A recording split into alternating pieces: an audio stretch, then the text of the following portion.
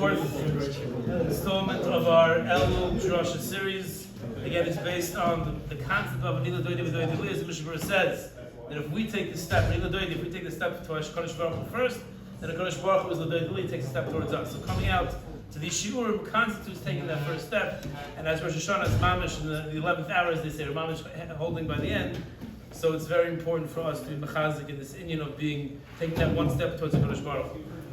For the season finale, we have a very chashuv speaker, Rabbi Reisel, Executive Director of Miami Beach Community Kollel, as well as a mashpia based in Tzvia in Miami Beach. He's been a renowned speaker throughout South Florida and outside of the state.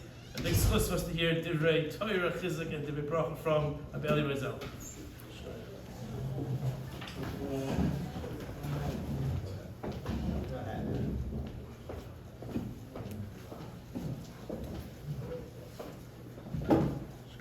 Thank you so much for the introduction. So I never come to Hollywood. Nothing against Hollywood, I don't drive. So literally I had to catch a flight here. Miami International was delayed today. But for Johnny Dubkowski, he also asked me in July. He was thinking about come speak in September. Yeah, no problem. And then he texted me like a few nights ago, don't forget, we agreed.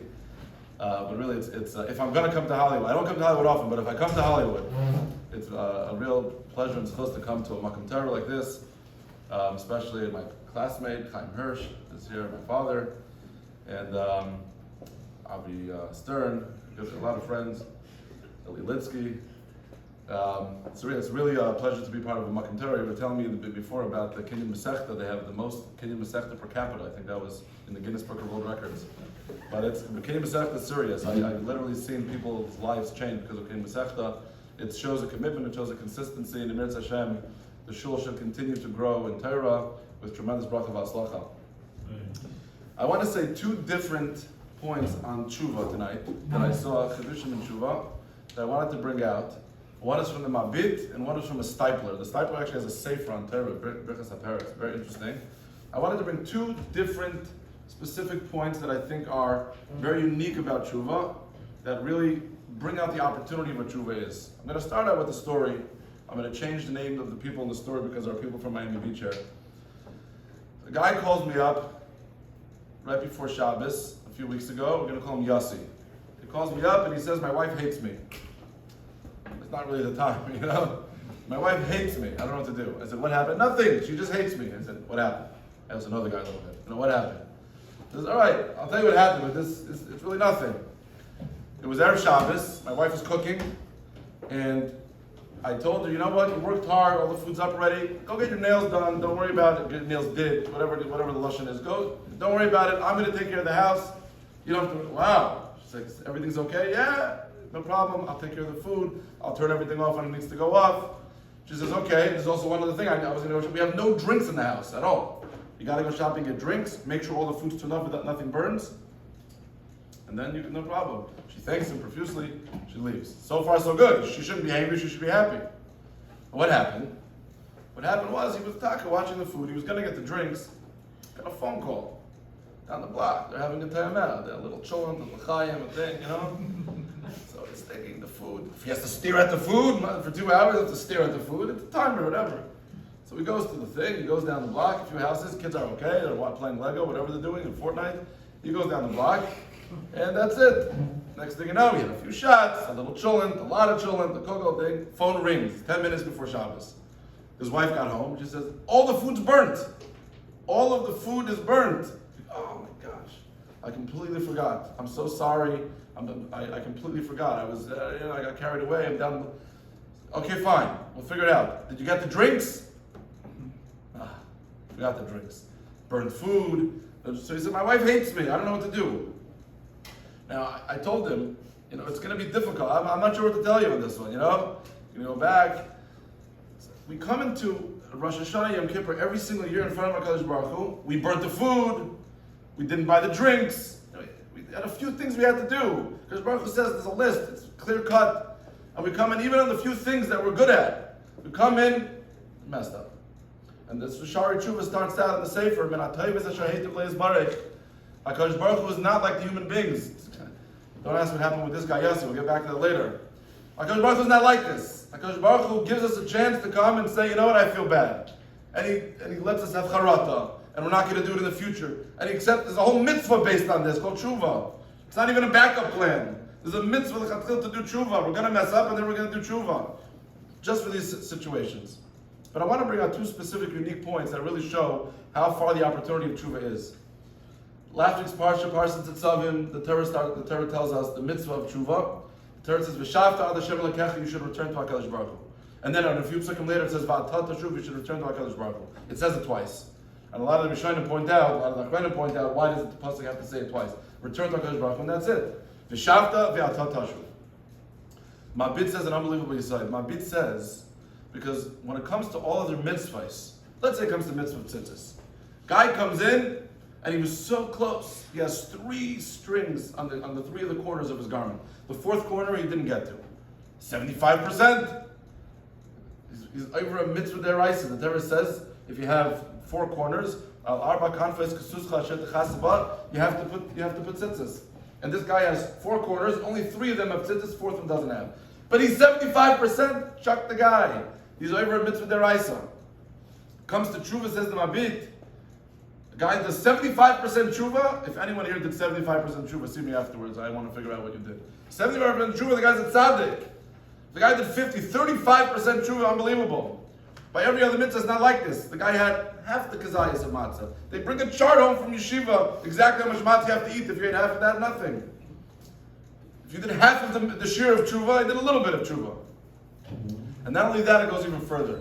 The person does a portion of the tshuva, says the Mabit, HaKadosh Baruch Hu, with the siyata d'shmaya comes, and he opens up the rest and makes it complete. So the guy came with the 35% tshuva. Not only is the 35% okay, there's another one, another coupon. HaKadosh Baruch Hu takes the 35%, siyata d'shmaya, and it turns into 100% even on top of that. I heard an unbelievable ma'aser from Yitzchak Zilberstein. There was a guy in Eretz Yisrael who was selling like the knockoff Ziploc bags, probably like Riploc bags or something, whatever they call it, right? So he advertised in the box, there's 100 bags per box.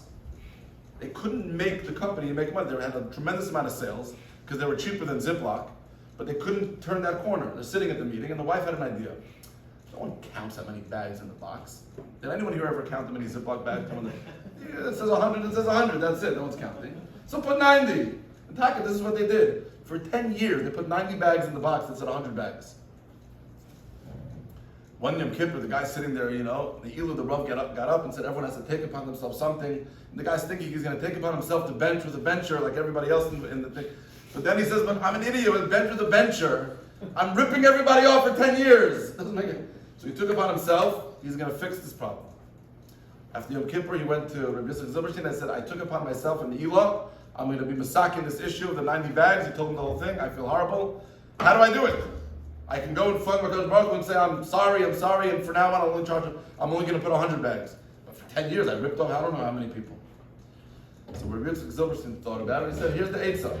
The eitzah is you used to take 10 bags away from everybody. Now put an extra 10 bags in the box. So you're going to have 110 bags in the box.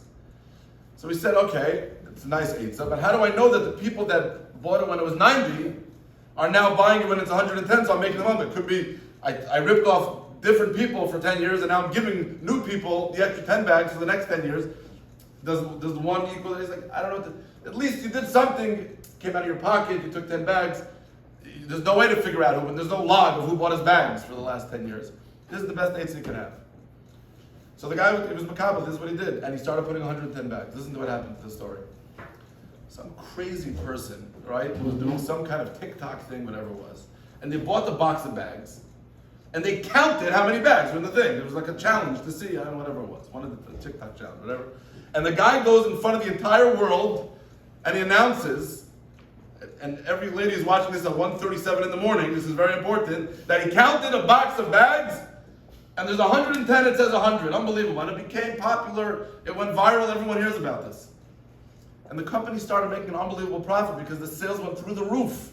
Because they did a challenge and they found that this box had 110 bags and they only advertised 100. Hitaka made a lot of money. So the story would be that the guy was macabre himself to fix it, and then he made a lot of money. But that's not the way that he took it. He went back to Yitzchak Zilberstein and he said, I chop what happened here.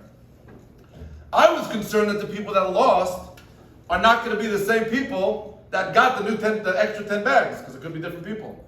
But the entire world is buying my bags now, and now I'm certain that every person that lost before now is buying the bags again, and they got 110, I made it up. He put in his ishtadlus, he did this tshuva, and when it comes to tshuva, there's an extra coupon. HaKadosh Baruch Hu came and filled in the gap. He did the 35%, HaKadosh Baruch Hu with the siyata d'shmaya came and filled in the gap. This is the unbelievable chesed of tshuva that human beings do. We don't have this concept between ourselves. But HaKadosh Baruch Hu, when it comes to tshuva, this is pshat that the Mabit says in the Psukim. V'shavta ad Hashem lekecha, do tshuva, do you 35%, and you're going to see that your efforts get doubled, get tripled, get quadrupled with the siyata d'shmaya. V'yatat teshuvi, the tshuva again, it became automatic. Because HaKadosh Baruch Hu took the tshuva v'shavta and he multiplied it. Now v'yatat teshuvi, you get double credit. With doing nothing, just with the 35% you did, and the extra HaKadosh Baruch Hu took him siyata d'shmaya. V'shavta, do your part. V'yatat teshuva, I'm going to add an unbelievable, unique aspect of tshuva. We have to do our siyata d'shmaya, we have to do our tshuva, and then with the siyata d'shmaya, HaKadosh Baruch Hu comes, and then he makes it a tshuva shlema. You don't see this by any other mitzvah. This is aspect number one. But the vart of the night is really the Steipler. Unbelievable vart that the Steipler brings down. Listen to this. Steipler brings down a medrash. Parshas Bereshis, the medrash Rabbi brings down that Cain did the original sin. He killed Hevel. So the punishment should be nefesh tachas nefesh. So he had to go in front of HaKadosh Baruch Hu. He's facing a death penalty. And the Medrash says that he comes out and he meets Adam Rishon. And he says, "Nu, manas b'din b'nechal. What happened with your judgment? How'd it go?"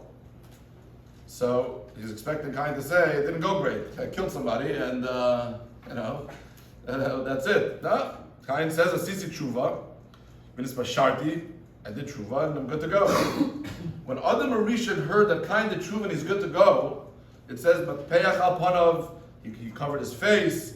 Amar kach u'kaychel shel tshuva, and he was in shock and surprised that wow, this is the power of tshuva. And he immediately started singing, "I didn't realize this is how powerful tshuva is." And he got up and he says, "Mizmor shir liyom haShabbos," the parak in Tehillim. Okay, so Pashut Pshat, you heard this mentioned 1,000 times. So Cain, he heard that there's tshuva. This is the first person who ever did tshuva. He didn't know there's such a concept, and he was amazed by it. Because you could go, like we just said, you could go to HaKadosh Baruch Hu and say, "I just killed." You can't erase it. Hevel was dead. There was tshuva, and he was surprised about this concept, and he started singing. But Mizmor Shir Yom HaShabbos, I don't know. We could go around the room and take a poll. We would pick a different parak in Tehillim or something else. We would say, "Wow, HaKadosh Baruch Hu was great," or "Yishtabach Shema," whatever, or "Nishmas Kol." I don't know. We would come up with something else. Mizmor Shir Yom HaShabbos. What in the world does that have to do with Shabbos? Steipler wants to know what's the connection. That Cain was so unbelievably shocked by the concept of tshuva, and he said, "Mizmor Shir Yom HaShabbos." This is the end of the medrash. The Steipler brings down a Gemara in Sanhedrin, Daf Tzadi Aleph Amud Beis. It's a fascinating Gemara. The Gemara says like this. The Gemara brings down a Reisel, Elazar Omer, "Im Yisrael Eisen Tshuva Nigalim." If Klal Yisrael does tshuva, this is not like the other Gemaras that say if we keep two Shabbosim or they seem much easier. I don't know. This one is the real deal. This is from Brisk, this Gemara. Elazar says, no easy stuff. You want the Geula one way. Klal Yisrael has to do tshuva, and that's it. The whole Klal Yisrael has to do tshuva, otherwise no Mashiach. Rabbi Elazar.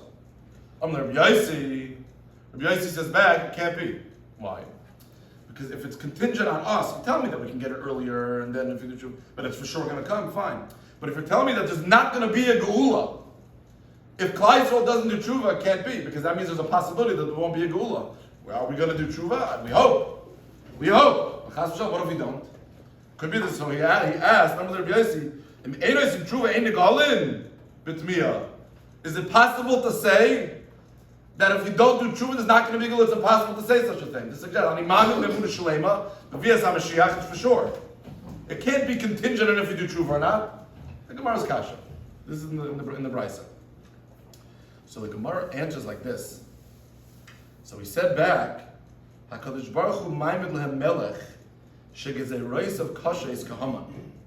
What HaKadosh Baruch Hu does is like this. The Gemara stands by the statement, Klal Yisrael needs to do tshuva. What if they don't? HaKadosh Baruch Hu has his ways. There's two ways that Klal Yisrael are going to do tshuva. Either they're going to do tshuva on their own, and then Mashiach is going to come. What if they don't do tshuva, chas v'shalom, and they don't deserve Mashiach? And taka, that stands.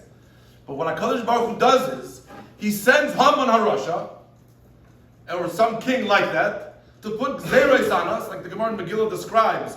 The ring, when Achashverosh dropped it, was stronger than all the Nevi'im until then. They were screaming that we should do tshuva, it didn't work. The ring fell from Achashverosh for Haman when he wanted to destroy Klal Yisrael, and we're ready to do tshuva. Why? We had no choice. The sword was at our neck. So says the Gemara, this is the pshat. Klal Yisrael needs to do tshuva. Either we do it on our own, we do it the easy way, or we're going to do it the hard way. But we're going to do tshuva. What's the hard way? Because Baruch Hu is going to send a king or a Russia like Haman to make zeros on us that we're not going to be able to survive. And we have to do tshuva. At that point, no atheist in a foxhole. It's going to be so difficult on us that as a nation we're going to repent, and we see this through history. And it works. Unfortunately, but we have to come to that. But it works. And then we do tshuva. So says the Gemara, Mashiach is coming. That's for sure. Only if we do tshuva is also for sure. Either we're going to do it the easy way, or we're going to do it the hard way. To bring out this idea for a second, let's continue this Maisa with Yossi. Just for a second, I think it brings out this idea, what the Stiper is suggesting here.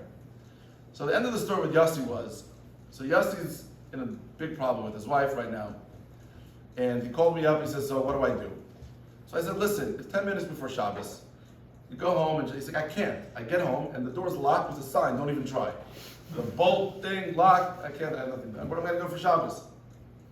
So I told him, listen, you gotta, the ring thing, ring the thing, and talk, you gotta talk to her, and we're gonna try to fix this, but you have to apologize, you have to be, Kabbalah Aseh, the whole thing, you're not gonna do this again, it was a mistake, you feel horrible, and it was your idea to send her out, I know, okay.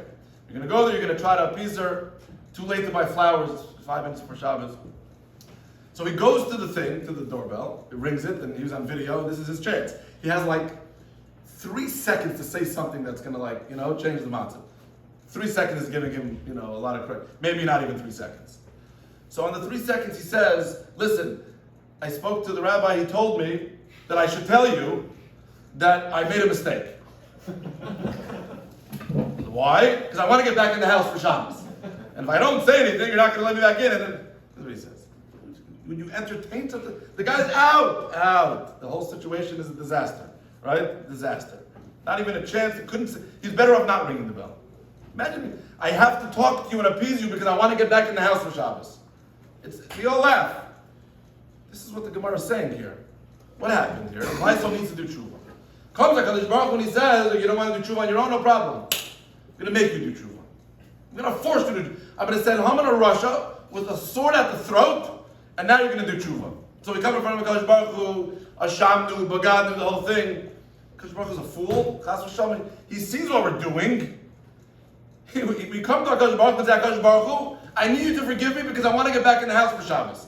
I need you to forgive me because I have Haman or Russia is outside the door with the entire army of the king, and he's going to wipe out our nation. HaKadosh Baruch Hu, fine. You got me, I'm wrong. Can you let me out of this thing? Can you send Haman away?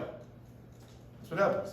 And he said, the Gemara says, this is what's going to happen. Because Baruch is going to send the king. How did the king make us repent? What happened now? The king didn't make us repent. The king is not a Navi. The king is not a Darshan. The king put a sword at our throat, and we don't want to get killed, so we repented. That's Teshuva. It's a joke. The wife threw Yossi out of the house before he even had a shot. We come in front of HaKadosh Baruch Hu, and we're going to say, HaKadosh Baruch Hu, I'm willing to do tshuva. Cut it out. You have a sword at your throat. Of course you're willing to do. And when the sword's gone, says the Stipler, you see from this Gemara an unbelievable Yesod. Because the Gemara is not joking. The Gemara is serious. The Gemara says that we're going to do tshuva and Mashiach is going to come, and that's why there's an imamim, Nebun Shalema. Mashiach is going to come. How can you guarantee it if we have to do tshuva? Because we're going to do tshuva. But that means that the tshuva in the backup plan, hopefully we don't have to get there, but that means the backup plan, that the king put the sword at our throat, which forced us to repent, is acceptable tshuva. To the point that we would have the geula for that. That's what Stiper said. You see from this Gemara. Fair from this Gemara. Who would have thought such a type of tshuva? In our world, you wouldn't even start with such a tshuva. But the Stiper says from this Gemara, you see clearly that such a tshuva works. And he continues. He explains how this works. What he says is, the way that this works is, there's a certain level of gaiva. that's required in order to do an Aveira. How can you do an Aveira against the king of the world? How can you do an Aveira against the king of the universe? So he explains that the vart is that when someone has a certain haughtiness, that he feels like I'm self-independent, I don't need anything, I can make my own decisions. He cuts himself off from being subservient. And he's his own decision maker, then a person can do Averis. So he explains that if a person's able to get to a point where he feels that he's pushed down, subservient, he has to look at HaKadosh Baruch Hu and says, I'm broken. I'm not going to be able to go on without you. Then it cures the Aveira, and he takes it another step further. What we see from this is that even if a person is going to change immediately after the sword is removed from his throat, he's going to go back to doing exactly what he was before. It's still accepted. Because the person's coming at this moment in broken. He's subservient. He recognizes that he's completely controlled by HaKadosh Baruch Hu, and he's not able to control his own life. Because right now he has a sword out of his throat, he's going to die. It forces him to get to that moment, even if after the moment passes, he's going to go back. But when he gets to that moment, it's still a cure. No one's saying this is the best form of tshuva, but it's tshuva nonetheless. It's still a cure for the averas that he did before with gaiva. HaKadosh Baruch Hu says when someone does an avera, the Gemara says, me and you can't exist in the same world. You have gaiva, you think you control the world, I control the world. We both can't exist. But when he's broken and he realizes that he can only exist with HaKadosh Baruch Hu, it cures the avera. Says this type of this answers the Medrash. Listen to this. Cain comes out of the din from HaKadosh Baruch Hu. Everyone was expecting him. In Vegas, the odds were he was going to get killed. The odds, 100 over 1, however you call it. He was going to get killed. Comes out, Adam says, how did it go? He says, I did tshuva and I'm good to go. Cain had a problem. Nothing to do with, Adam had a problem. Nothing to do with Cain. Adam had a different problem. Says this type where Adam's problem is that his grandchildren, great-great-grandchildren, great-great-great-great-grandchildren, Klal Yisrael, they're going to be redeemed. Is there going to be a geula at the end of the world? Adam started the world. He was the first person. But at the end of the world, is there going to be a geula? He knew this Gemara in Sanhedrin. He knew that the only way there's going to be a geula is if and only if Klal Yisrael does tshuva. Maybe they're not going to do tshuva. So you're going to tell me that maybe they'll be forced to do tshuva. Pasha doesn't work. Says the stipler that's out of the Medrash. When Adam saw Cain come out and his tshuva was accepted, what kind of tshuva was Cain? He was facing certain death. He was going to nefesh tachas nefesh. He killed somebody. It was an open shut case in front of the dying HaKadosh Baruch Hu. He was open shut. He was going to be killed. And Cain did tshuva. Of course he did tshuva. He was going to be killed. Says Adam Arishon, if Cain's tshuva was accepted, even though there was a sword at his throat, then I know that my descendants' tshuva in the future will be accepted when there's a sword at their throat. Mizmor Shir L'Yom HaShabbos. Then he's saying not Mizmor Shir for the Shabbos of every week, Mizmor Shir L'Yom HaShabbos, talking about the end of time. Then there will be a Shabbos at the end of time, because I know for sure Klal Yisrael is now going to be redeemed. Either they'll do tshuva the easy way, but I know there's a backup plan, there's a safety net. And if they don't do tshuva the easy way, then they'll be forced to recognize that HaKadosh Baruch Hu is controlling the world, and even if it comes at the hand of a sword at the throat, it'll be accepted by Cain. Mizmor Shir L'Yom HaShabbos, then he's able to say, there's for sure going to be a gula. That's out of the Medrash, says this type of. The moment of feeling subservient is extremely powerful. I want to conclude with a story. There's two very, very important people in the town, a husband and a wife. They have everything that they possibly need, except they don't have any kids. Very wealthy, he's very learned, she's very kind, they're stand-up people in the community. One of the wealthiest people in the country. They had no kids. 20 years went. They didn't have any kids. They went for brachas, different gedolim and rebbes, and they took upon themselves different things. And finally, the day came, and they had a son. After many years of being married, they were old already, but they had a son. The bris was, they had fleshig bris was obvious there. Fleshig bris, like a mensch, no? The right scotch and the thing, the barbecue and the mensch. This guy was ready, waiting for this his whole life. When the kid got older, clothing. Anything he wanted, they dressed him to the nine. They had tutors already teaching him, Aleph Beis and Gemara. The kid was 2 years old. They had everything for the kid. Anything he wanted. They were waiting literally the entire life for this. And the kid's getting older, 10, 11, 12 years old. They see he started hanging around with the wrong kids. They literally stopped their lives and they focused all their attention on the kid and it wasn't working. So they went to the therapist, they tried maybe too much attention, maybe a little less attention, maybe more.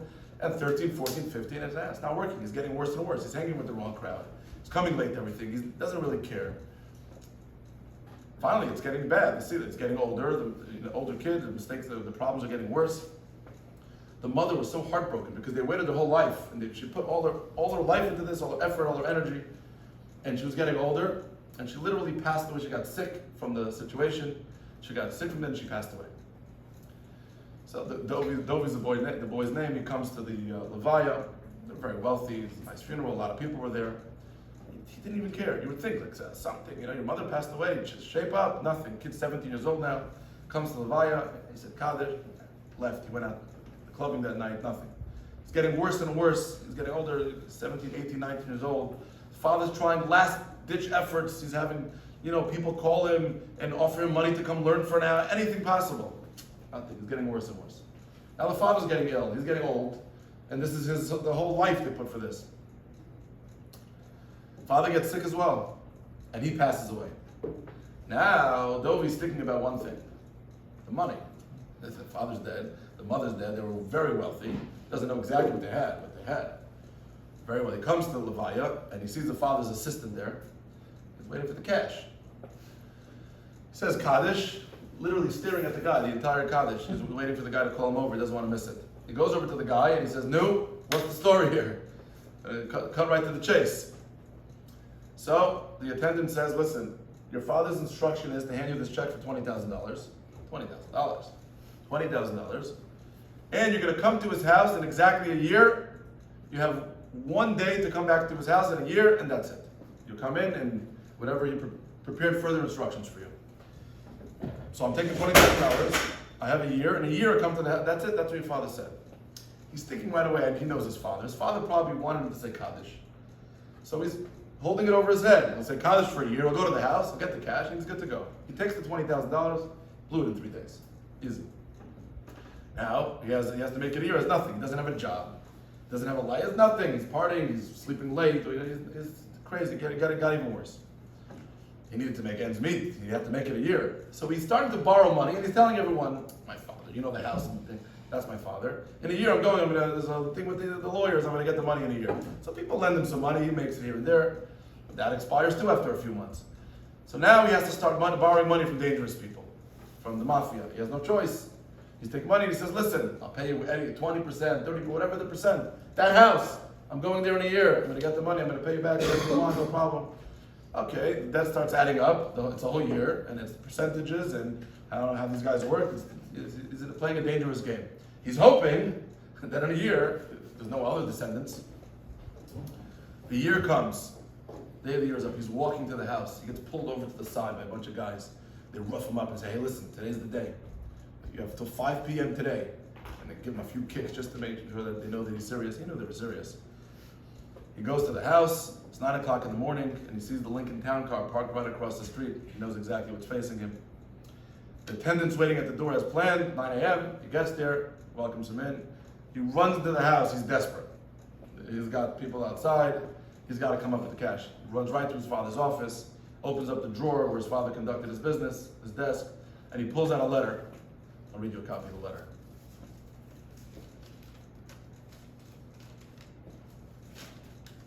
"Dear Dovi, if you're reading this message, then it's a year since I died. You received $20,000 at my funeral, but you probably blew through that very quickly. You were desperate for money, and you probably borrowed money, and even borrowed from dangerous people to keep you afloat." Also check. "You borrowed from dangerous people to the point that there are probably people outside right now waiting to kill you if you don't pay them back. 3 for 3. You assumed that I would leave you a lot of money today, but the truth is that your problem is that you live a carefree and undisciplined life. Even if I would leave you a fortune today, within a short amount of time you would blow through it, and you would be in the same dangerous position. And then you would be in a dangerous position with nobody to bail you out. I have therefore decided to leave you with nothing. What I offer you is to go to the next room. You will find a noose hanging from the ceiling. Hang yourself and die in the comfort of your own home, rather than get ripped apart by the guys outside. Please know that we never wanted this end. We never wanted this to end like this. We gave you every opportunity to become great, to get married, to have a family. But you blew the opportunity. We love you and have always loved you, Abba. First, he's very, very upset. This is a father. I knew this guy. He always was like this. And then he's thinking to himself, he's right. If he gave him money, the same way he blew through the 20,000 in 3 days, he blew through 20 million in 2 years. He doesn't have any plan. He didn't have any life. He wasn't this, but he was carefree. And after some thought, when he got to the end, he realized he was right. And it is probably better that he should kill himself in his own house than go outside and get ripped up by the bandits. And he says, as crazy as this sounds, as angry as he was for the first 10 minutes after he read it, he started to see that it makes sense. And he started sobbing and crying, recognizing the opportunity that he blew. He could have been anything he wanted in his life. Anything in the world that was at his fingertips, his parents would have done for him. And here he is, like a coward in his house, with people outside. He's got to kill himself because he can't even go back outside. And if his father would give him money, he would blow through it. He's sobbing and sobbing and sobbing. A few hours pass until he pulls himself into the other room. There's taka noose. He climbs on the chair, and whatever tefillas he remembers, he starts saying Shema, and he remembered a few things from yeshiva, whatever he remembers, and he says one last kaddish for his father, without him, whatever he could think of, with complete remorse, recognizing the opportunity that he blew.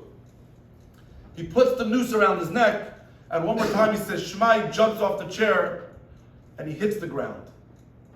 He thinks to himself, my father couldn't leave me a decent rope.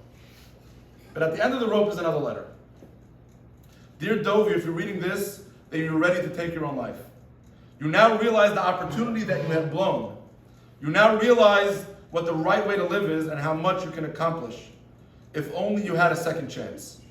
But you do. Now that you have realized the right way to live, I am now ready to leave you my fortune. Pay off the guys outside and live your life exactly with the mind frame that you were reduced to, that you reached, while standing at the chair right before you were willing to jump. Continue in the ways of your fathers and mothers before you, and may you see tremendous success. Love, Abba. And the story goes, he paid everyone off, there was instructions, and Itaki turned himself around. That moment completely changed his life. This is the moment that we have between Rosh Hashanah and Yom Kippur, our Teshuva and Elul. It's a moment that the Stipler describes as a moment that is the epitome of what Teshuva is. To come on our knees, because our lives are at risk. To come on our knees before HaKadosh Baruch Hu and recognize that we're subservient, that we have no control, that only He has control. And even if immediately following Yom Kippur we're going to go back to the way we were, Cain did it. He did Teshuva with a sword on his throat, and he went back and Adam Rishon and said, Mizmor Shirli HaShabbos, this is a Teshuva that's accepted. This is a Teshuva that's accepted, Taka. And even if, we shouldn't plan on not continuing after Yom Kippur, but we shouldn't not do it because we're concerned that we're not going to be able to continue. Even if it's just going to be an unbelievable few weeks that we're able to commit to, of coming to our knees and recognizing that HaKadosh Baruch Hu controls the world. It's a very powerful moment. It's a moment that changes lives. And it's a moment that HaKadosh Baruch Hu accepts as Teshuva. We see the tremendous unique factors of Teshuva. Number one, we see that if we're willing to put our effort in, HaKadosh Baruch Hu comes to Siyata D'Shmaya, V'shavta, and then V'ata Tashuv. And we see that even if it's just going to be a few weeks, that we're going to come to our knees and realize the power of HaKadosh Baruch Hu. Coming to our knees is what Teshuva is. It's extremely powerful, and in Mirz Hashem, our Teshuva should be accepted with tremendous rachim and v'ratzai, and we should all be benched with the ksiva v'chasim etayv.